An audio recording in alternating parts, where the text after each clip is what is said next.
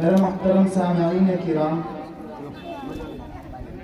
میرے بہت ہی معزز دوست مولانا محمد جابر صاحب، ان کا حکم ہوا تو میں حکم کی تابع کرتے ہوئے آپ کے سامنے حاضر ہو گیا۔ چند ہی باتیں آپ کے سامنے عرض کرنی ہے، اتنا بڑا مقرر نہیں ہوں، بس اپنا تھوڑی بہت جو بھی آپ کو نصیحت کروں، اللہ تعالیٰ سے دعا ہے کہ اللہ تعالیٰ مجھے بھی اور آپ کو بھی ان نصیحتوں پر عمل کرنے کی توفیق عطا فرمائے۔ آپ جانتے ہیں کہ رمضان المبارک کا مہینہ آنے والا ہے۔ اللہ تعالیٰ نے اس دنیا کے اندر، اس فانی دنیا میں جو چیزیں بنائی ہیں، ان چیزوں میں مراتب کا لحاظ رکھا ہے۔ کچھ چیزوں کو مرتبے کے اعتبار سے اوپر بڑھا دیا، کچھ چیزوں کو مرتبے کے اعتبار سے نیچے رکھ دیا۔ جیسے کہ آپ حضرات جانتے ہیں، انسان کے بارے میں ہی لے لیجئے، اللہ تعالیٰ نے انسان کو مخلوقوں میں اشرف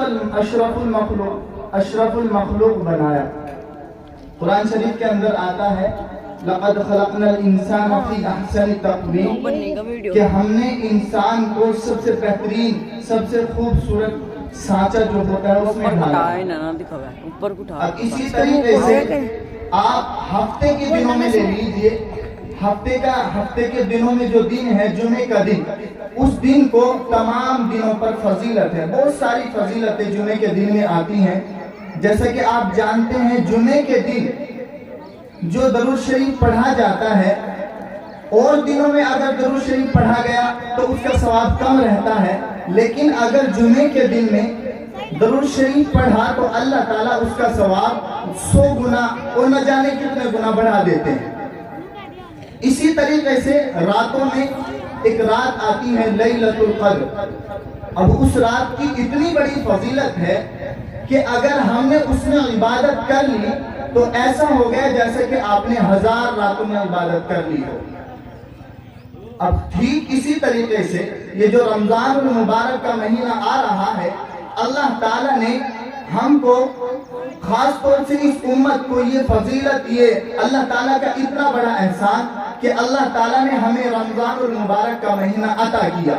رمضان المبارک کی جو فضیلت ہے، آپ اس سے سمجھ لیجئے کہ اللہ کے نبی صلی اللہ علیہ وسلم کی حدیث ہے، اللہ کے نبی فرماتے ہیں کہ جب رمضان المبارک کا مہینہ شروع ہوتا ہے تو سب سے پہلے تو جہنم کے تمام دروازوں کو بند کر دیا جاتا ہے، اور پورے مہینے ایسے ہی وہ بند رہتے ہیں۔ اور دوسری طرف یہ ہوتا ہے کہ اللہ تعالیٰ جنت کے تمام دروازوں کو کھول دیتے ہیں، اور پورے مہینے ایسے ہی رہتا ہے کہ جنت کے دروازے کھلے رہتے ہیں۔ اور یہیں پر بس نہیں ہوتا، بلکہ اللہ تعالیٰ کی طرف سے ایک اعلان کرنے والا یہ اعلان کرتا ہے کہ ہے کوئی اللہ تعالیٰ سے مغفرت طلب کرنے والا، ہے کوئی رزق مانگنے والا، اللہ تعالیٰ اس کو رزق عطا کرے، اور جو مغفرت طلب کرنے والا ہے اللہ تعالیٰ اس کی مغفرت کر دے۔ میرے حاضرین محترم، اللہ تعالیٰ نے یہ رمضان مبارک کا مہینہ اس امت کو دے کر اتنا بڑا احسان کیا ہے کہ بہت بڑا احسان کیا۔ بہت سارے لوگ پورے سال نہ جانے کیسے کیسے گناہ میں مبتلا رہتے ہیں، لیکن اللہ تعالیٰ نے یہ مہینہ دے کر یہ اعلان کیا کہ تم اس مہینے میں جب اس مہینے کو پاؤ تم عبادت کرو، تمہاری تھوڑی سی عبادت ایسی ہو جائے گی جیسے کہ تم نے فرض عبادت کر لی ہو۔ اور حدیث شریف کے اندر آتا ہے کہ اگر اس مہینے کے اندر تم نفلی عبادت کرتے ہو تو تمہیں ثواب ملے گا فرض عبادتوں کے اعتبار سے، اور اگر تم فرض عبادت جو تمہارے اوپر جو فرائض عائد کیے گئے ہیں اگر تم اس کی کرتے ہو عبادت، اس عبادت کو اچھی طریقے سے اخلاص نیت کے ساتھ اللہ تعالیٰ کی بارگاہ میں ادا کرتے ہو تو اللہ تعالیٰ اس کا ثواب 70 فرضوں کے برابر عطا فرماتے ہیں۔ میرے بھائی، اور ہمیں کیا چاہیے؟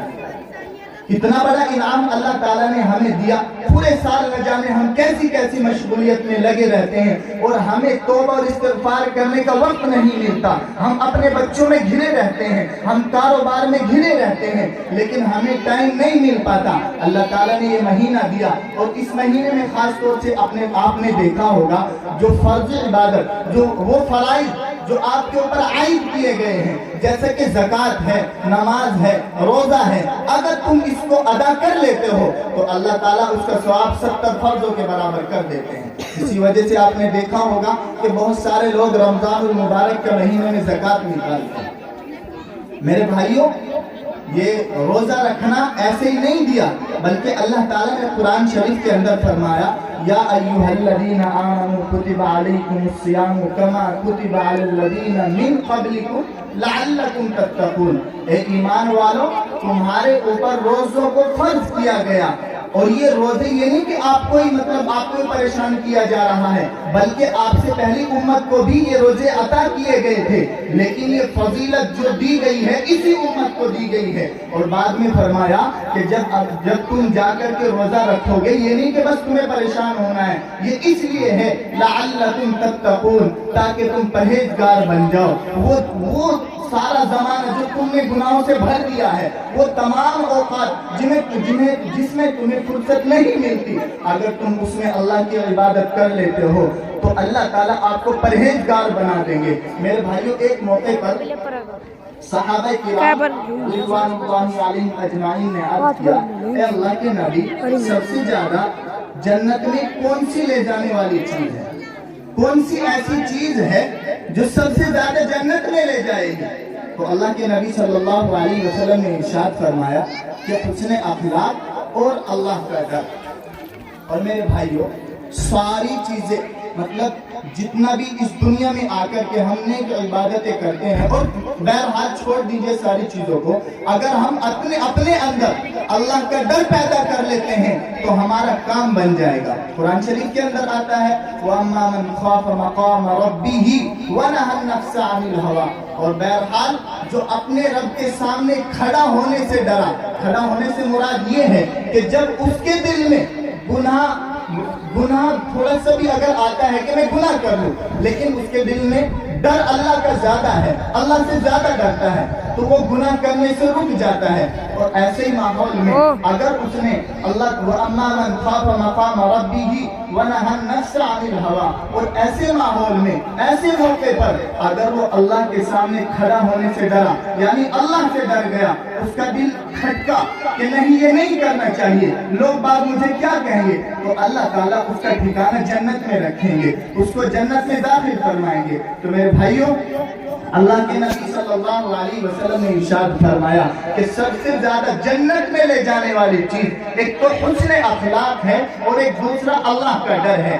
آپ دوسرے سے ملیں، اپنے مسلمان بھائی سے جب آپ ملتے ہیں تو خوش اخلاقی کے ساتھ ملیں، اللہ تعالیٰ اس پر بھی مغفرت کے وعدے رکھتے ہیں۔ اور دوسرا یہ ہونا چاہیے کہ آپ کے دل میں اللہ کا ڈر ہو، یہ نہ ہو کہ لوگ بات دیکھ رہے تو اس وجہ سے ہمیں اس سے اچھی طریقے سے ملنا چاہیے، نہیں، ہمیں ہمیشہ اللہ کا خوف اپنے دل میں رکھنا ہے۔ میرے بھائیوں، آپ نے حدیث سنی ہوگی کہ اللہ تعالیٰ اس کو بھی اپنے عرش کے سائے میں جگہ عطا فرمائیں گے اس دن، جس دن اللہ کے سائے کے علاوہ کوئی سایہ نہ ہوگا۔ اور ان میں سے ایک بندہ یہ بھی ہے کہ جو تنہائی میں بھی اللہ سے ڈرتا ہو۔ ہمارا کیا حال ہے؟ ہمارا حال یہ ہے کہ ہم لوگوں والوں کے سامنے تو یہ اپنے آپ کو بڑا اللہ والا ظاہر کرتے ہیں۔ میرے بھائیوں، وہی حال ہمارا تنہائی میں بھی ہونا چاہیے۔ تنہائی میں جب ہم اللہ کو یاد کریں تو ہماری آنکھوں سے آنسو جاری ہو جانے چاہیے۔ میرے بھائیوں، یہ ہے اللہ کا ڈر۔ جب یہ ڈر ہمارے دل میں پیدا ہوگا تو اللہ تعالیٰ ہمیں جنت میں داخل فرمائیں گے۔ اور یہی ساری کوششیں اس دنیا کے اندر اسی بات کے اوپر ہیں کہ اللہ تعالیٰ ہم سے راضی ہو جائے اور اللہ تعالیٰ ہم کو جنت میں داخل فرما دے۔ اور میرے بھائیوں، دوسری بات جو ارشاد فرمائی، ایک تو میں نے آپ کو بتا دی کہ سب سے زیادہ جنت میں لے جانے والی چیز کیا ہے، ایک تو حسن اخلاق ہے اور دوسرا اللہ کا ڈر ہے۔ اور دوسری بات یہ ارشاد فرمائی، صحابہ کرام جو وہاں پر موجود تھے عرض کرتے ہیں، اے اللہ کے نبی، سب سے زیادہ جہنم میں لے جانے والی چیز کیا ہوگی؟ تو اللہ کے نبی صلی اللہ علیہ وسلم نے ارشاد فرمایا، الفم والفرج، ایک تو منہ اور شرم کا، کہ یہ چیزیں ایسی ہیں کہ اگر ہمیں ان کو بگاڑ لیا تو اللہ تعالیٰ ہمارا ٹھکانہ جہنم میں فرمائیں گے۔ اللہ ہماری حفاظت فرمائے۔ میرے بھائیوں، الفم والفرج، اگر ہم اس کی حفاظت کر لیتے ہیں، اپنے منہ کی، اپنی شرمگاہ کی حفاظت کر لیتے ہیں، تو اللہ تعالیٰ ہمارا ٹھکانہ जन्नत में फरमाएंगे। अगर हमसे इनकी हिफाजत नहीं होती तो अल्लाह ताला हमें जहन्नम में फेंक देंगे। और मेरे भाइयों, इसी का नाम रोजा है। अगर हम अपने मुंह की बकवास से हिफाजत कर लेते हैं, किसी की चुगलखोरी नहीं करते, किसी की ग़ीबत नहीं करते, और इसी तरीके से अपनी शर्मगाह की भी हिफाजत करते हैं, अपने निगाहों की भी हिफाजत करते हैं, मेरे भाइयों, इसी का नाम तो रोजा है, इसी का नाम तो रोजा है। अगर हमने रोजे की हालत में भी ऐसा काम किया, ना हमारी निगाहों की हिफाजत है, ना हम बकवास से बच रहे हैं, हम हसद भी कर रहे हैं, हम चुगलखोरी भी कर रहे हैं, हम ग़ीबत भी कर रहे हैं, अगर हम इससे बाज नहीं आते रोजे की हालत में, तो अल्लाह ताला की तरफ से ये ऐलान है कि हमें उसके भूखा रहने से कोई फायदा नहीं है। वो भूखा रहे, उसे कोई सवाब मिलने वाला नहीं है। और मेरे भाइयों, ये रोज़ा ऐसे ही नहीं दिया गया।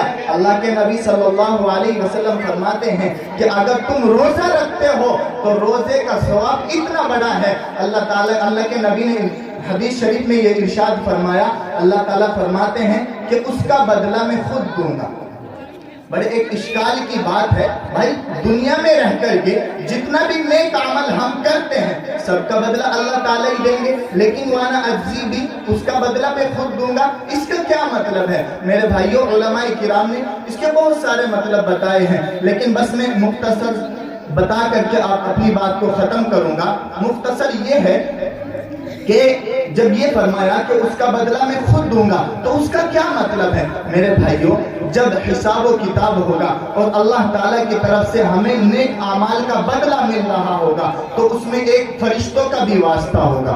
लेकिन जब जाकर के हमें रोजे का बदला मिलेगा तो अल्लाह ताला उसका बदला खुद देंगे, उसमें कोई वास्ता नहीं होगा, बल्कि खुद उसका बदला देंगे। और मेरे भाइयों, रोजेदार के मुंह की बू अल्लाह के नजदीक मुश्क की खुशबू से भी कहीं ज्यादा बढ़ी हुई है।